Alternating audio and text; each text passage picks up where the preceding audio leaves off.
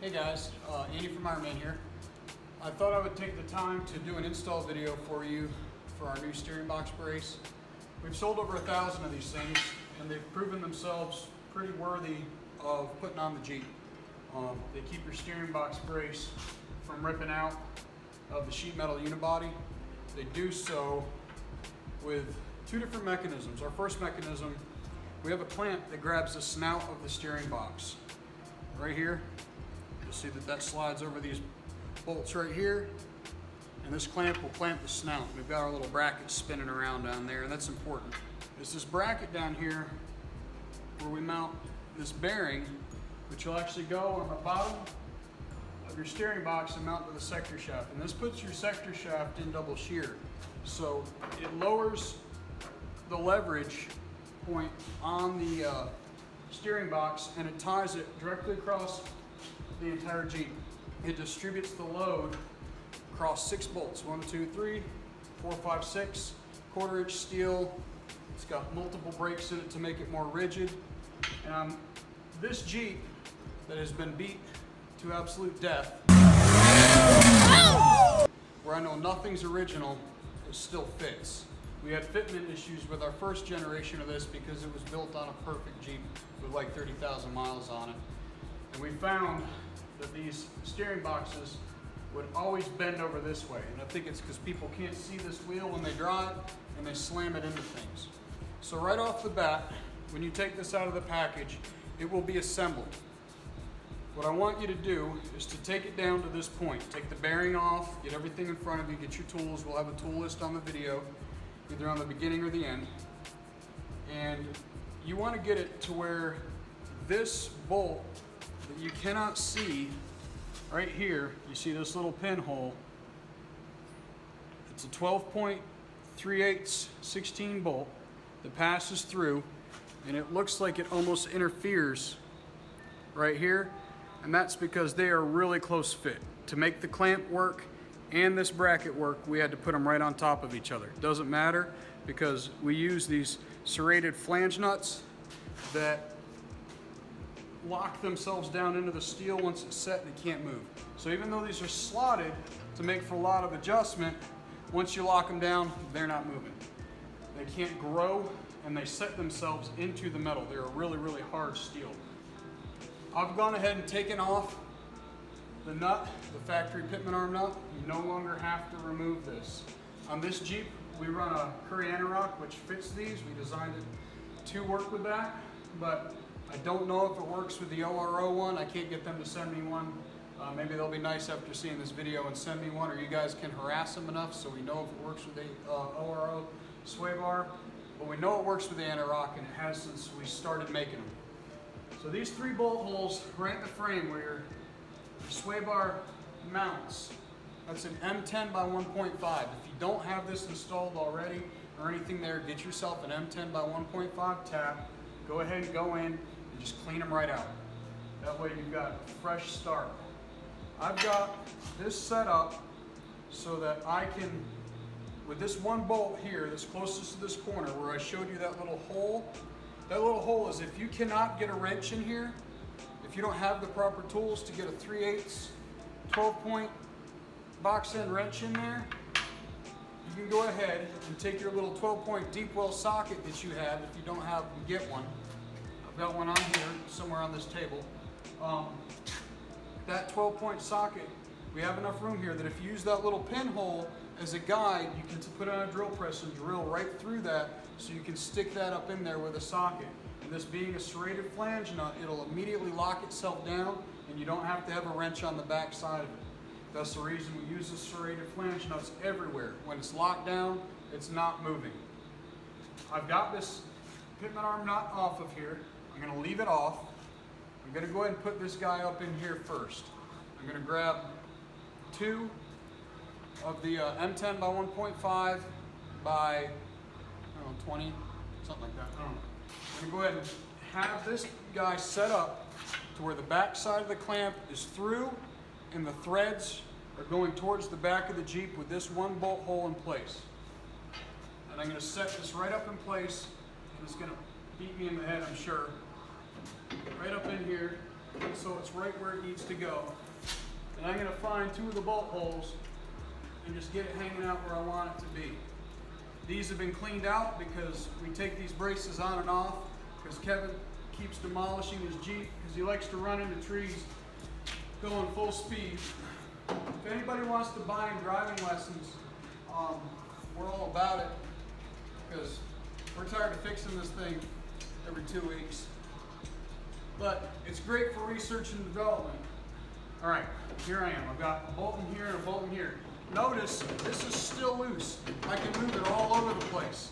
I did that on purpose. If you install this brace and tighten down the very first bolt and can't get anything to line up, I don't want to hear about it. That's not how you install parts. I'm tired of your temper tantrums on Facebook about it. All right, now that we've gotten through that, I'm going to go ahead and throw the rest of these guys up in here so I know that they're aligned. If you have the sway bar drops, if you're running a factory sway bar, you can't run it without a drop bracket or it'll crash into the bearing. This is the time that you put the sway bar drops in. These bolts will go up inside of it. Don't worry about the sway bar for now. You'll have already removed that at this point. I've got a cordless impact with a 17mm socket. I'm not going to tighten them up. I'm just going to get them close. So they're supporting that piece from falling on the floor. Okay, now that I've got this here, I can look directly at this guy and see where this is going to be. And I can see my clamps back here and where they're going to be. And I can just barely poke through here and get this guy lined up to where I want it to be centered at. And I'm just hitting my clamp just a little bit. I'm just going to knock it over to interfere with that bolt for me. See if I can't fight that guy back over. It's a very tight fit. Anticipate that right off the bat. This is a super, super tight fit. There's no way around it. Let me grab my dead blow hammer. I stole Alex's because I can't find mine. So I'm gonna use this right here. There we go. Now it found its way home.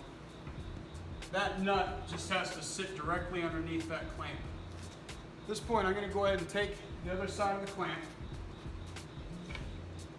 the 2 serrated flange nuts, half 13. I'm going to fish them right up into place. This is a tight fit. Be prepared to fight with a little bit. It might help if I put the clamp on there first.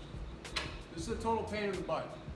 Anybody that tells you otherwise is lying. But the old brace was a whole lot harder to install. All right. Please note, I'm also fighting around hydraulic lines here because this Jeep has hydro assist on. All right. Now that clamp is in place on a stock box. If you have a PSC box, it may not fit because that thing's huge and it's a little inconsistent from what I've seen. If you have a Durango box, it'll be sitting an 1/8 inch this way because they're a little bit bigger, but we anticipate that. We sell a Durango box spacer on the website so that you can get that right. All right, I now have that in there. Take a 3/4 inch wrench. I'm just going to snug that dude up just a little bit. It's a 3/4 inch wrench. This is a 3/4 inch ratchet. Well, it's a 1/2 inch ratchet with a 3/4 inch socket. I'll get it right someday. And I'm not tightening it down, I'm just finding its way home to where the bolts are pulled through. And I know that it's lined up on there. Easy. That's cake right there. All right, that's done. Now, I'm going to go ahead and get the rest of the bolts in here. I do this on purpose. These are a 3/8 16 12 point. It's 170 M. This is a really hard bolt. This is really strong, stronger than grade 8. Grade 8 is considered a 150,000 PSI. This is 170 min. It's plain. I don't plate them because you can set torque better on a plated bolt or unplated bolt, and it'll stay there. It'll keep its torque. right off the bat, I'm going to go ahead and get my 3/8 12-point socket, throw it on here, and I just knocked everything over. Now you're only going to be able to use that socket on the passenger 2 side bolts unless you drill through this hole. I'm not drilling through that hole to prove that it can be installed without it.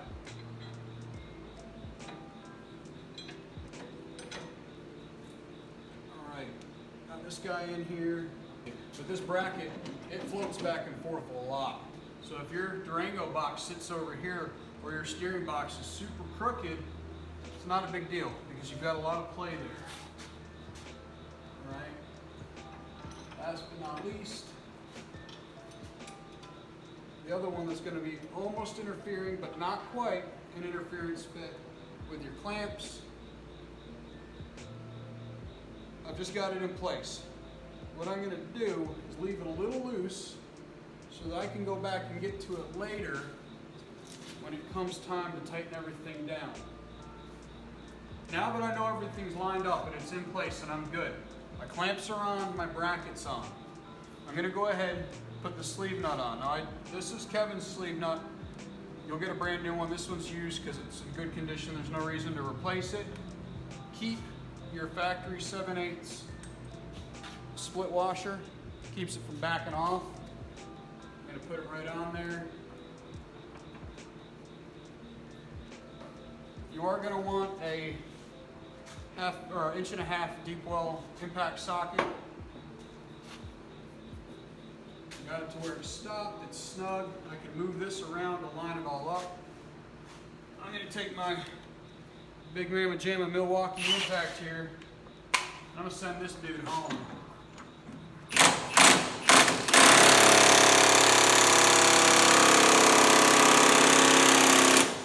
Stall the machine, that's my torque setting. Alright. Now I've got this bracket here, and I can see that everything's clear. They're on the same plane. I've got plenty of adjustment.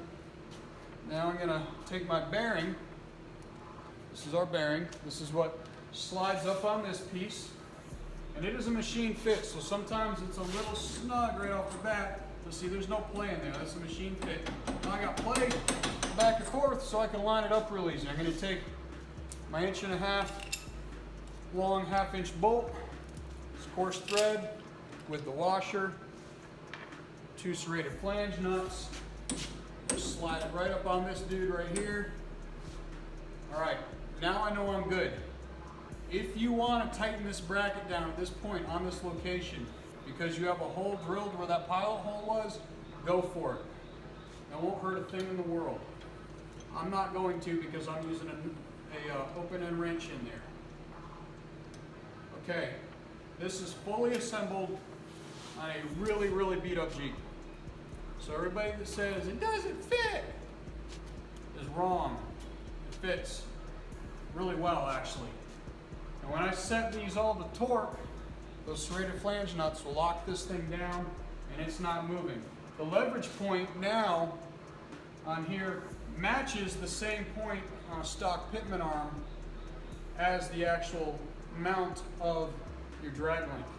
So now they're on the same plane. Right? Before, the leverage point was all the way up here. We've lowered it down here. It takes all that stress off the box and puts it in these 6 bolts. And that clamp keeps that snout from moving. So this fine tunes, and this is insurance, but that clamp makes sure that that steering box will not move. So if you're sliding down a trail sideways, it's muddy, you got the wheel turned and you slam into the side of that trail, all that force goes into this track bar and into this drag link, and that wheel wants to slam this way. This right here keeps everything from moving and you can still get home. All right, at this point I'm happy with where that is. Okay, so that means where my clamps are good. And I'm gonna go ahead and I'm gonna strategically fish this dude back out of here. Got my 3/8 impact. I'm just gonna pull that back down real quick. Oh, come on, there we go. I'm gonna take my 3/4 socket and I'm gonna tighten those clamps down to where they are really snug.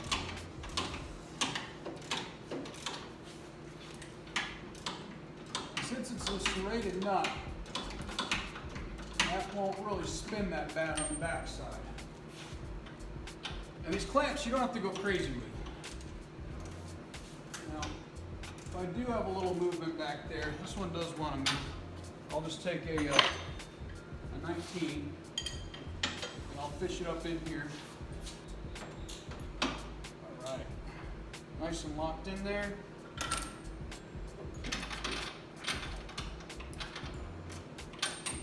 And floppy ratchet. Must be a craftsman. Call that the torque. That was exactly 13 Ugga Duggas. That steering box will not move ever again. I'm going to take this guy, put it back up through here where it was. It's easier, instead of trying to put the bolt all the way up through and then slide the nut on from the top, you just put it through till it passes a little bit, lay the nut right up where it needs to be, and just thread it into it. Because it's going to be right on top of that end of that bolt for that clamp.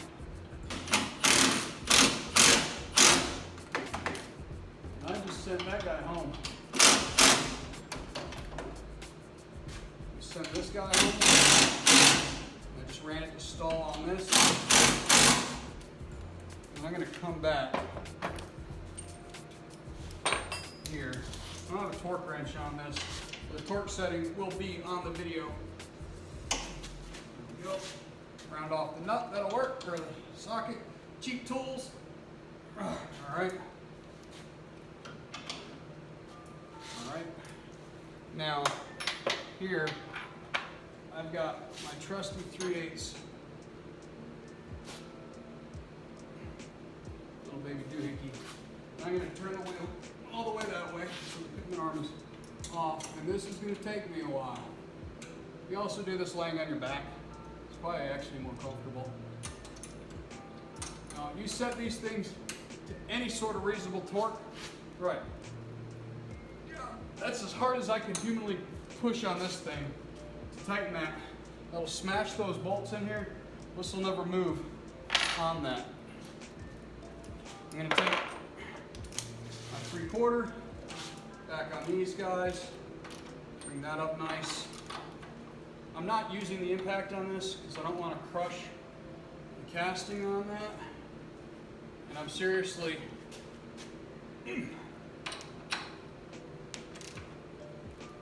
all right.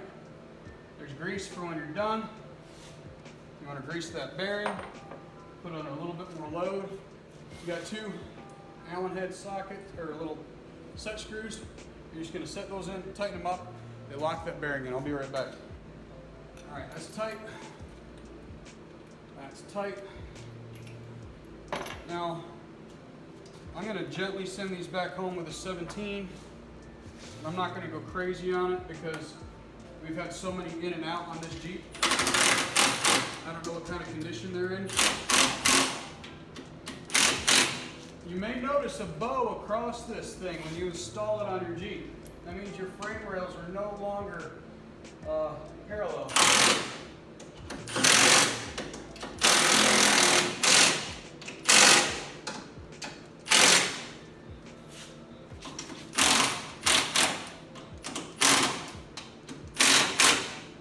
All right, that is it. That's installed. With me talking through it, taking my time, it was about 30 minutes.